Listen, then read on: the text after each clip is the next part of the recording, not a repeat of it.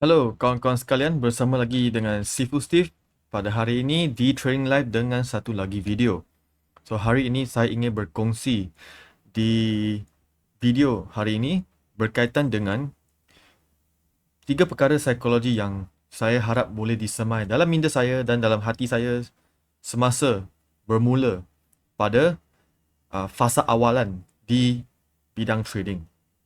So di bahasa English orang akan banyak mengistilahkan dia sebagai three things I wish I knew before I start or when I start trading. Dari kosong lah. Ini akan membentuk dan membina anda sebagai trader untuk jangka masa panjang. Yang pertamanya adalah trading adalah acara maraton, bukan pecutan. It's a marathon, it's not a sprint. Di bidang trading kita tidak ada satu objektif di mana kita ingin jadi kaya dengan cepat. Semua berkaitan dengan kelajuan. Kita dari kecil sampai besar memang sudah diajar oleh mak bapak, sekolah, cikgu dan orang-orang tua mesti cepat, laju, nombor satu. Tiga perkara ni amat penting bila kita membesar di sekolah rendah, menengah, college, masuk universiti. Bila dalam kerja juga kan, kita mesti awal, kita mesti laju, kita mesti cepat, kita mesti number one. Empat-empat istilah ini yang sudah disemai dalam otak kita dari kecil berpuluh-puluh tahun, tidak realistik dalam trading. Sebab trading dengan empat resepi ini, biasanya kebanyakan kali di trading adalah satu resepi untuk kemalangan dan banyak kesusahan, kepayahan. Oleh itu, minda kita kena bersedia yang trading ini amat susah, sangat mencabar dan tak ramai orang boleh berjaya dalam bidang ini. So, trading haruslah menjadi satu pandangan jarak jauh. Bukan semata-mata tahun depan atau 2 tahun depan. Ramai juga yang meletakkan satu masa, menetapkan satu masa, jangka masa. Contoh, saya nak jadi consistently profitable dalam 2 tahun. Saya nak 1 juta profit dalam 5 tahun. Semua penetapan tersebut adalah amat bahaya dan toksik. Apa kata kebolehan anda untuk belajar? Learning curve semua orang individu berlainan. Ada yang mengambil 2-3 tahun, ada yang mengambil 1,5 tahun, ada yang mengambil 5 tahun, ada yang mengambil 10 tahun. So, ramai orang fikir trading adalah sesuatu yang mudah difahami dan dipelajari.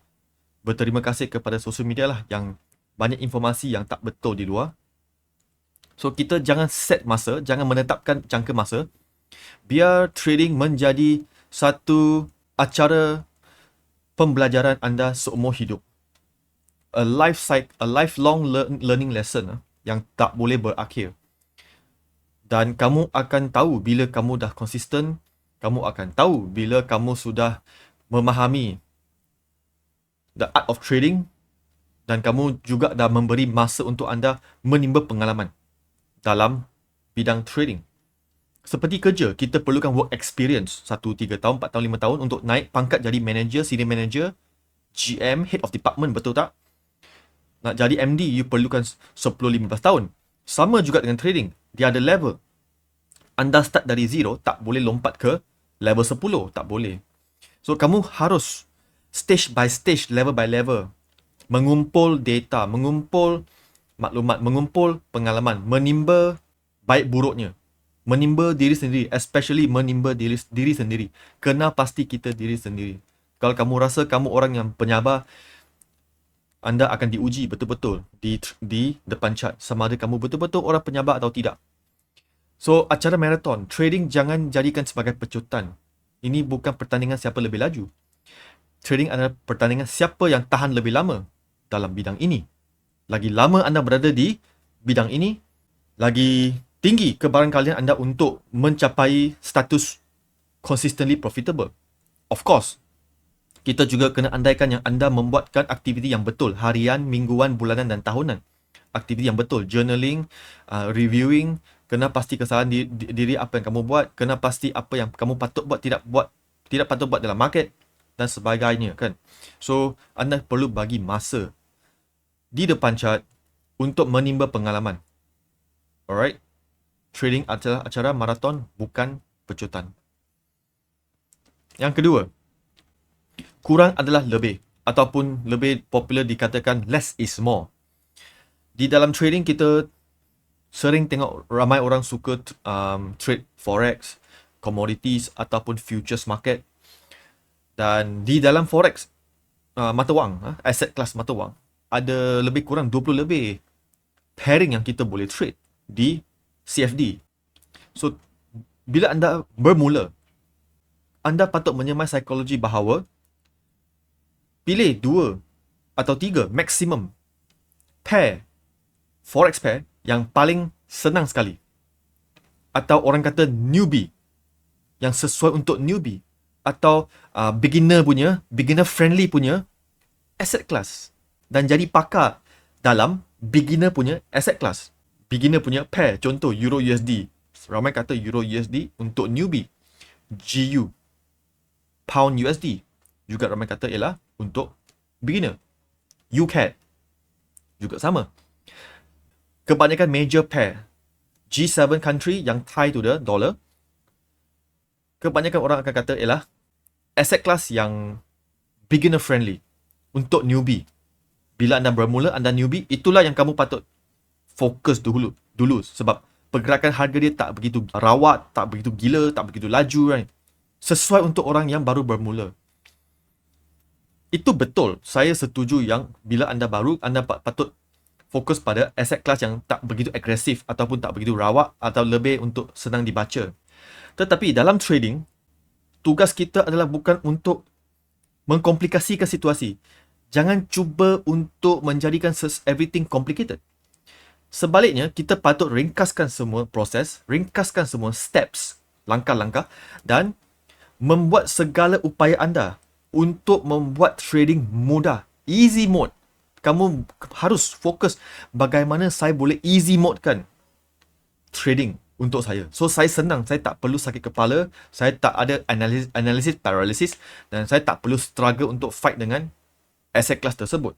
So, start dengan newbie punya asset class macam Euro USD, Pound USD dan jadi pakar dalam Euro USD dan Pound USD. Walaupun kamu dah 5-10 tahun dalam market, itulah kamu jadi pakar. Itulah kamu yang patut fokus. Sebab kalau boleh senang, kenapa nak pergi yang susah? Betul tak? Kalau orang kata Nasdaq atau US30 susah ataupun gold susah, compare to Euro USD, yes, technically lebih challenging. But kalau kamu boleh konsisten pada pair yang newbie atau easy mode, kenapa tak nak gunakan tersebut? Kenapa tak nak fokus pada kawasan tersebut? Betul tak? So, kurang adalah lebih. Buat less, do less. Buat kurang. Aktiviti kena kurangkan.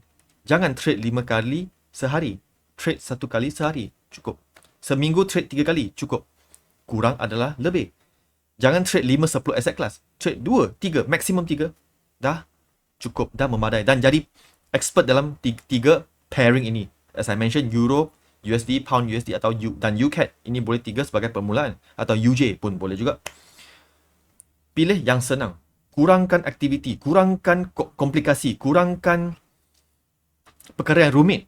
Mudahkan, ringkaskan, rumuskan, senangkan. So, sedaya upaya kamu harus buat 4 perkara ini untuk mencapai kurang adalah lebih. Dalam sebulan, 3 hingga 5% profit, net profit adalah sangat bagus. Kebanyakan orang nak achieve 10% dalam satu hari. Saya rasa itu gila. Itu sangat banyak stres. Kamu sedang menyusahkan hidup kamu. Kenapa kamu nak menyusahkan hidup kamu, betul tak? Kurangkan 3 hingga 5% atau 2 hingga 3% pun sudah cukup. Dalam 1 tahun, kamu sudah break hedge fund standard. You dah top 1%. In 1 year, you boleh jana 10% punya net profit. Kamu dah top 1% dah. Top 1%. Di dunia hedge fund, prop firm trading dan in the investment banking. So, kurangkan. Jangan bagi diri anda banyak stres dari permulaan. So, semua kena senangkan dan kamu kena mempraktikkan ini sampai penghujung jalannya. Sampai bila-bila masa. Alright? Kurang adalah lebih. Dan ketiga, tujuan untuk menceburi bidang ini mesti lebih besar dari kehendak diri sendiri. Yang satu sudut dan satu lagi, orang katakan kita fight untuk diri sendiri. Betul. Kita sedang berjuang untuk diri sendiri. Kita menceburi bidang ini. Nak asah kita punya skill set kan, kita punya kemahiran dalam trading adalah untuk diri sendiri. Betul. Tapi objektif akhiran kita adalah untuk menjana wang income, betul tak?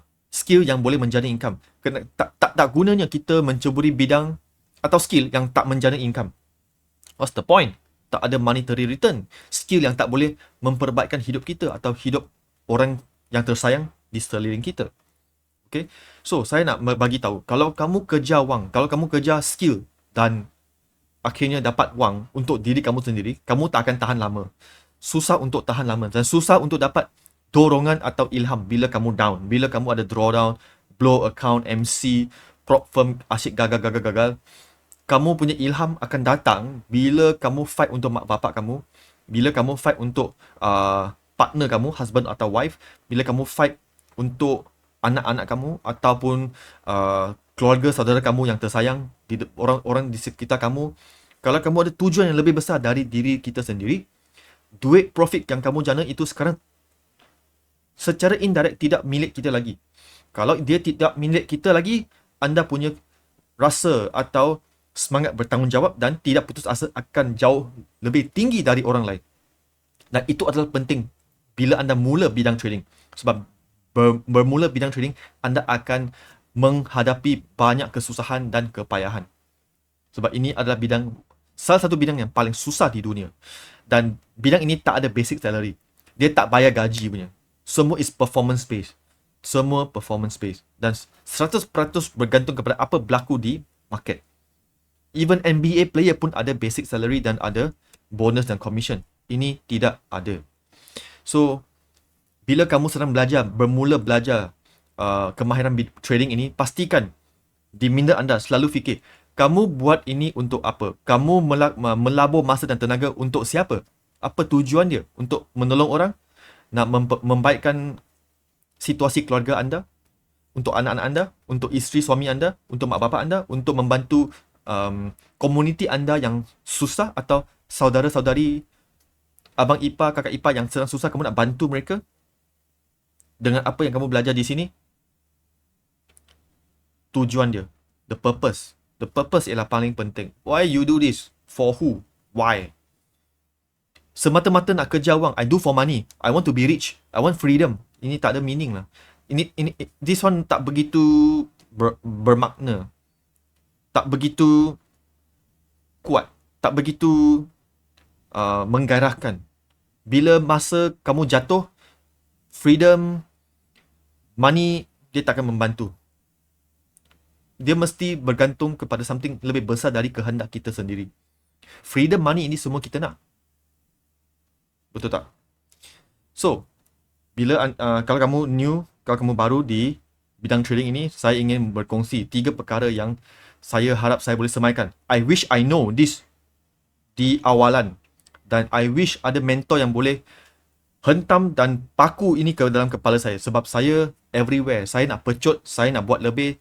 Saya sangat selfish tau. Fikir diri sendiri, nak duit, nak kaya, nak cepat dapat profit, nak cepat consistent. But sebenarnya bukan. So, kalau saya boleh jadi suara logik kepada anda, saya harap ini membantu anda.